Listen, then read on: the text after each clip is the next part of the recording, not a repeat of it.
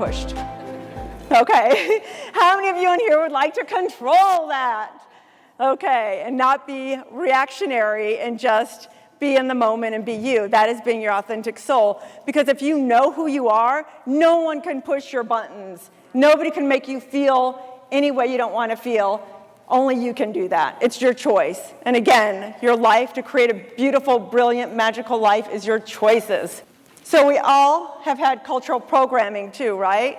Everyone in here is different. We have a different mindset. We're all unique in our thoughts and beliefs. So in order to get along in the world, you have to really know how to connect with other people. And what are some things that stop you from connecting with other people? There's guilt. There's shame. I'm not good enough. And where does shame come from? Shame is when you can't connect to other people. If you could connect to another person intimately and really show yourself and really reveal yourself, that's why I'm really proud of all you guys who volunteered to come up here. That's what changes your life.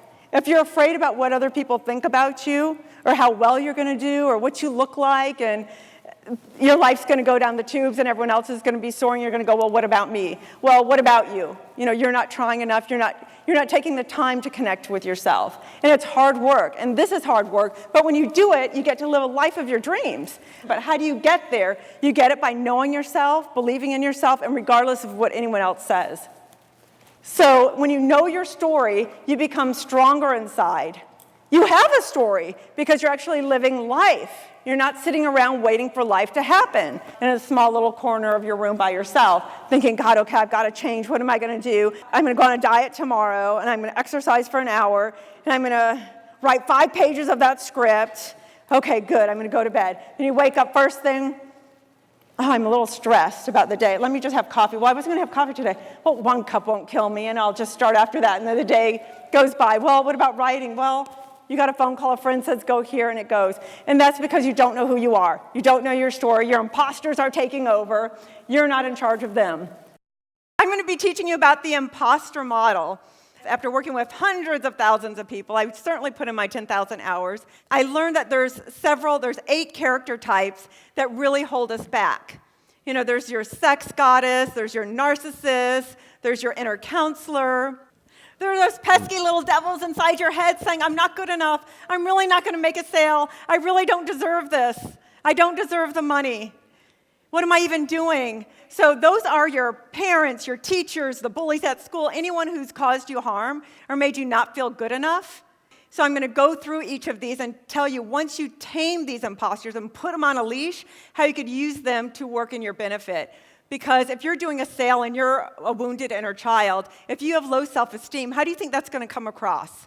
That's not going to come across very well. And you're going to go, God, I said everything right. I memorized my script. Then why is that guy selling 500? Why is the other one selling 1,000? Why is that one the star and not you? When you start hearing those negative thoughts, you go, oh, that's my wounded inner child. That's not me.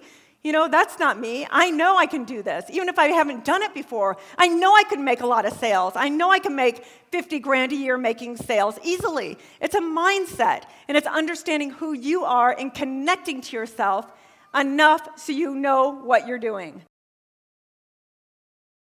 So can I go back and share my story with you? Would that be okay? Yes. Okay. So how I came upon the soul blazing and the imposters. I grew up in a Middle Eastern family, cross-cultural. My father's from Baghdad, and my mother's American.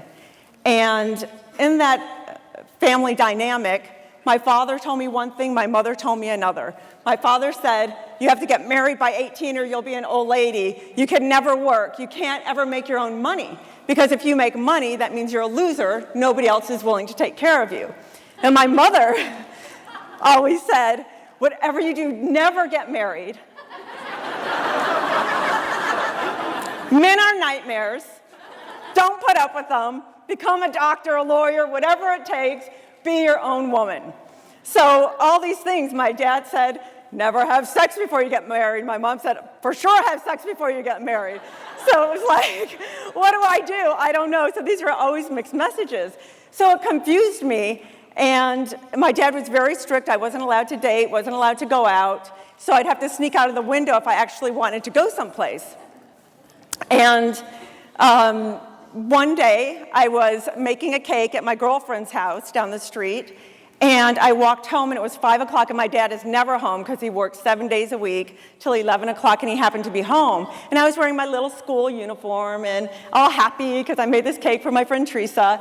And what happened? I walked through the door, and my dad's standing there, and he pulls a gun on me and points it at my heart and says, "What are you doing? What kind of a girl are you?" There's 5 of us. I'm one of 5.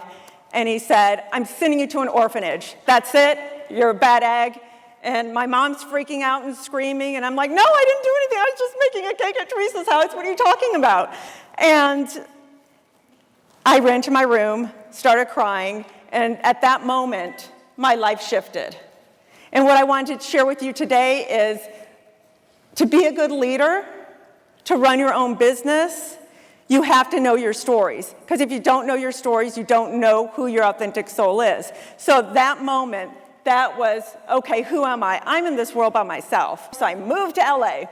Where else, right? I want to be a star because I'm damaged and broken, and who loves me? Nobody cares about me. I'm going to get the whole world to love me. I'll show you again. So I come up here to LA, and I met Madonna through a guy I was dating, and I was like, "Oh my God, I love this woman," because she grew up in a family where her father was very strict and her mother was American. And she said, "Travel, that'll free you, and travel alone, because nobody else could tell you what to do. It's your choice which hotel you're going to stay at. It's your choice of who you're going to hang out with if you want to stay in the room all day." So I traveled alone, and I got addicted to it. Why did I get addicted to it? Because I started to get to know myself, and I started to love myself unconditionally. So then after that, I was offered a modeling job in Tokyo, and I thought, okay, I want to be a filmmaker here, maybe write and direct, but hey, you know, Tokyo is Tokyo, and there was a lot of money there. And I had written a script, and I sold it, and the company went bankrupt. It was Orion. And I tried to get the script back, and they said, "I'm sorry, it'll cost you 3 times the amount of money that they paid for it." And I'm like, "Why?" There are like too many producers involved, and they already sunk money into it. So I thought, aha, I will go to Tokyo and raise money. This is in 1990-91 where they had so much cash. So I went to Japan, and when you're a model, I discovered, everyone wants to be your best friend. You're so popular, it's crazy. You know, my billboards were up everywhere, and I was in commercials. Whoever meets you, because there's not too many Americans there, "Oh, I know you, can I have your autograph? Can I have this?" So you get into every club for free. You get into everything for free. All you do is show your Z card. So I realized, oh, I've got power here. Let me use it. So every time I did a modeling gig or a commercial, everyone said, "Oh, let's go have lunch," or "Let's do this." So I made a joke of, no one could have lunch with me unless you give me $1 million. Like, "What are you talking about?" I'm like, "Look, I'm the model. Who are you guys? You're like these businessmen, you know, come on." And the other models were going, "Are you kidding me? I'm here for 2 or 3 months. Grab as much as you can." And I refused it. So they're like, "Who is this woman? She won't take money. She won't let us take her out to dinner. She has this thing." So one person said, "I'll bite, you know, let's talk about giving you $1 million. I said, "Well, it'll be a $50,000 deposit before I said, you know, for the dinner." So he started laughing. He said, "Let me get the board together."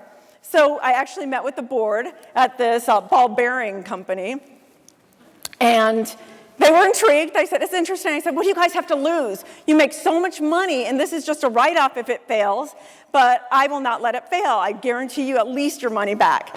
So long story short, we went back and forth a little bit, and then they said, "Okay, let's have a meeting." So they gave me the main guy, and he took me out to dinner. And he said, "We want you to be the actress. We'll do it, but you have to be the actress." And I said, "I can't be the actress because, you know, I can't act. There's nothing I can do in the movie." So I said, "I want to be the director." And he said, "I'm sorry, you have to be the actress because you're famous here. At least we know we'll get our money back here." And he said, "Besides that, women are weak, and they can't control a man." So I said, "Oh, really?" And I looked at him. He's in his $1,000 suit. I'm all dressed up. I had a red glass of wine. Threw it on his jacket and just stood up and walked out. Humiliated him.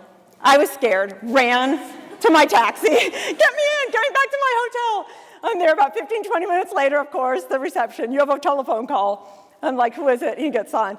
"You come down here and talk to me." Click. "Come talk to me." Click. "Are you giving me $1 million? Yes or no?" "No." "Okay." So then he called and said, "At least come meet with me at the cafe downstairs, like the coffee lounge." So I said, "Okay, I'll do that." So I sit down with him, and my stomach's gurgling, and And then he leans his hand over and he says, I'll do it, but will you sleep with me tonight? And then I just went, and threw up. On cue. He was going, oh my God, I'm so sorry. I'm like, I'm a virgin, Stormed off again, to my room. Ring, ring, what? I'm so sorry, I don't want to offend you. Click, what? He's like, can we talk? I said, put $1 million in my bank account in 1 week, or you can't invest in my movie. I'm going to let someone else do it. Goodbye. Click. I went back home. $1 million was in my bank account, and I got to direct my first movie. Yeah.